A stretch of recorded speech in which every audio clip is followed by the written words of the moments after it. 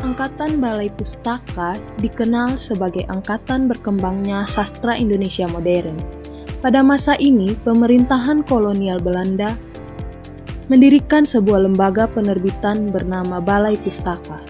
Tujuan utama Balai Pustaka adalah menerbitkan bacaan yang dianggap baik dan tidak membahayakan kekuasaan kolonial.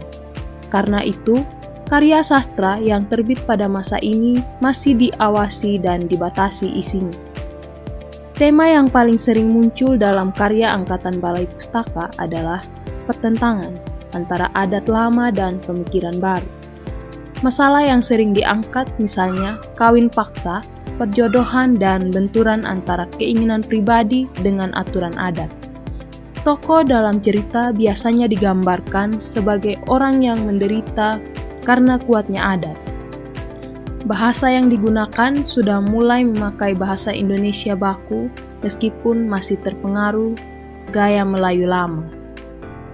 Tokoh penting dalam angkatan ini adalah Nerari Siregar dengan novel Azab dan Sengsara yang menggambarkan penderitaan akibat kawin paksa, serta Mara Rusli dengan novel Siti Nurbaya yang sangat terkenal karena mengkritik adat yang menindas kebebasan individu. Karya-karya inilah yang menjadi dasar lahirnya sastra Indonesia modern. Yang kedua yaitu Angkatan Pujangga Baru. Angkatan Pujangga Baru muncul pada tahun 1930-an sebagai bentuk perlawanan terhadap keterbatasan yang dialami sastra Balai Pustaka. Para sastrawan pada masa ini ingin menjadikan sastra Indonesia lebih bebas, modern, dan sejajar dengan sastra dunia. Mereka tidak lagi ingin terikat sepenuhnya pada tema adat, tetapi ingin mengangkat persoalan manusia secara lebih luas.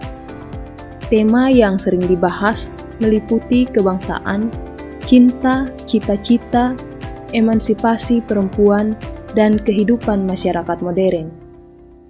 Para penulis pujangga baru banyak dipengaruhi oleh sastra barat, baik dalam gaya penulisan maupun cara berpikir. Bahasa yang digunakan lebih maju dan ekspresif. Tokoh penting dalam angkatan ini adalah Sultan Takdir Alis Jabana dan dengan novel Layar Terkembang yang menggambarkan semangat perempuan modern dan kemajuan bangsa. Selain itu, ada Armijin Pane dengan novel Belenggu yang mengangkat konflik batin tokoh-tokohnya secara lebih mendalam dan psikologis. Angkatan ini berperan besar dalam membentuk arah sastra Indonesia yang lebih modern dan intelektual. Yang ketiga yaitu Angkatan 45. Angkatan 45 lahir pada masa pendudukan Jepang dan perjuangan kemerdekaan Indonesia. Situasi politik dan sosial yang penuh tekanan membuat karya sastra pada masa ini bersifat lebih berani, jujur, dan bebas. Para sastrawan tidak lagi terikat oleh aturan-aturan lama dan lebih mengutamakan kejujuran dan berekspresi. Tema utama angkatan ini adalah perjuangan, kemerdekaan, kemanusiaan, serta kegelisahan hidup di tengah situasi perang. Bahasa yang digunakan lebih lugas, keras, dan langsung. Karya-karya Angkatan 45 mencerminkan semangat perlawanan dan keinginan untuk merdeka, baik secara fisik maupun batin. Tokoh paling menonjol dari angkatan ini adalah Chairil Anwar yang puisinya seperti Aku dan Karawang Bekasi. Menggambarkan semangat individualisme, perjuangan, dan kematian. Selain itu, ada Idrus yang dikenal dengan cerpen-cerpennya yang realis dan menggambarkan penderitaan rakyat akibat perang. Angkatan 45 dianggap sebagai tonggak penting kebebasan sastra Indonesia. Berikut Angkatan 66. Angkatan 66 muncul setelah terjadinya peristiwa politik besar pada tahun 1966. Kondisi sosial dan politik yang tidak stabil mendorong para sastrawan untuk menulis karya yang bersifat kritis dan reflektif. sastra digunakan sebagai sarana untuk menyuarakan keprihatinan terhadap ketidakadilan, penindasan, dan krisis kemanusiaan. Karya sastra Angkatan 66 banyak mengandung kritik sosial dan politik, meskipun disampaikan dengan cara yang halus dan simbolis. Para sastrawan ingin mengingatkan masyarakat dan penguasa agar tidak melupakan nilai-nilai kemanusiaan. Tokoh yang paling sering dikaitkan dengan angkatan ini adalah Taufiq Ismail, terutama melalui kumpulan puisinya seperti Tirani dan Benteng. Puisi-puisinya menggambarkan protes terhadap kekuasaan yang sewenang-wenang serta kegelisahan generasi muda pada masa itu.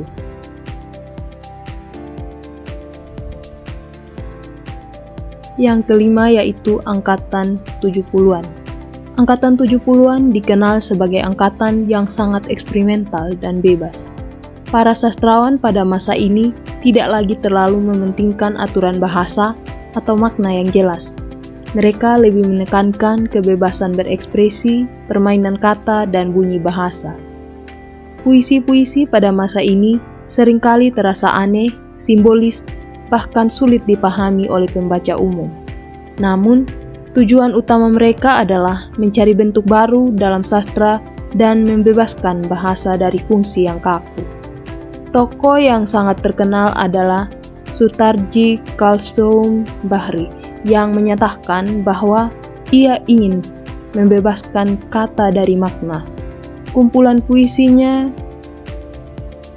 ada Amuk Kapak menjadi contoh penting sastra kontemporer. Selain itu, ada Leon Agusta dengan karyanya yaitu Hukla. Angkatan ini membuka jalan bagi kebebasan bentuk sastra Indonesia. Pada angkatan 80-an, sastra Indonesia berkembang ke arah yang lebih merakyat. Novel-novel populer mulai banyak dibaca oleh masyarakat, terutama kalangan remaja. Tema yang sering muncul adalah percintaan, persahabatan, dan kehidupan sehari-hari. Sastra jenis ini sering disebut sebagai sastra pop. Tokoh penting dalam sastra pop adalah Hilman Hariwijaya dengan seri Lupus yang sangat digemari karena bahasanya ringan dan dekat dengan dunia remaja. Namun pada masa ini, sastra serius tetap berkembang dengan kuat. Karya-karya sastra serius ditulis oleh Pramoedya Anantatoer dengan novel-novel yang berlatar sejarah seperti Pulau Baru, serta Ahmad Tohari dengan Ronggeng Duku Paruk yang menggambarkan kehidupan sosial masyarakat desa secara mendalam.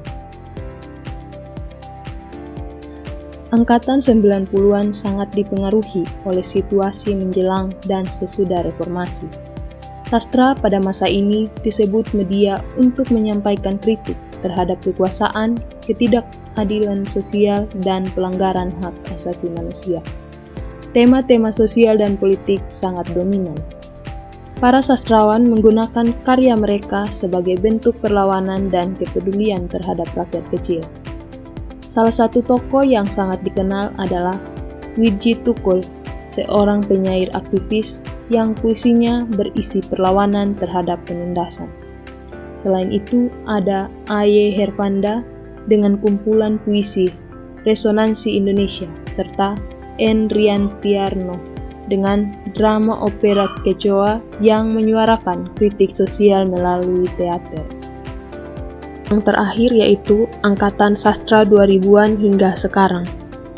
Angkatan Sastra 2000-an hingga sekarang ditandai dengan kebebasan tema dan bentuk yang sangat luas. Perkembangan teknologi dan internet membuat karya sastra mudah dipublikasikan dan diakses oleh banyak orang.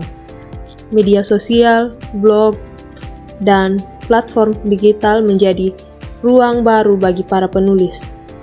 Banyak sastrawan perempuan berani mengangkat isu-isu yang sebelumnya dianggap tabu, seperti seksualitas dan tubuh perempuan, sebagai bentuk kritik terhadap budaya patriarki.